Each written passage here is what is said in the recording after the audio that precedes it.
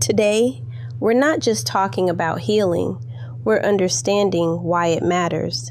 Because healing childhood wounds is not about staying stuck in the past, it's about recognizing how the past may still be showing up in the present. Every experience you had, every moment you felt unseen, unheard, or unsafe, it didn't just disappear.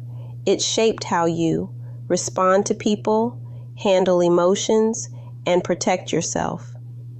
And sometimes, what you call a reaction is actually a younger version of you trying to feel safe. But here's the truth. When our emotions are unhealed, they don't just affect us. They affect the people we love.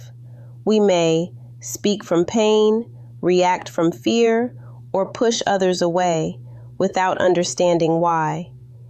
And that's not weakness. That's unprocessed emotion looking for resolution. But emotional health changes everything. It allows you to pause before reacting, speak with clarity instead of hurt, and choose responses that align with who you are becoming. So this week, you are not running from your emotions.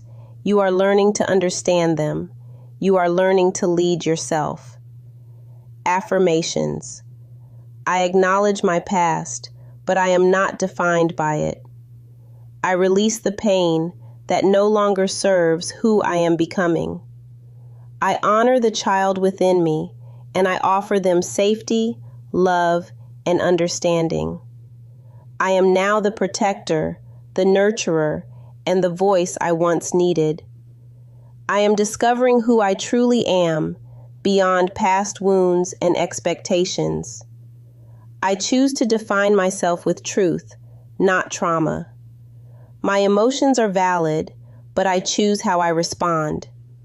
I respond with awareness, not pain. I set boundaries that protect my peace. I am no longer available for what drains or diminishes me. I am reclaiming my voice, my truth, and my identity. I am not broken. I am becoming. So when you feel triggered this week, pause and ask yourself, is this my present self or my younger self responding?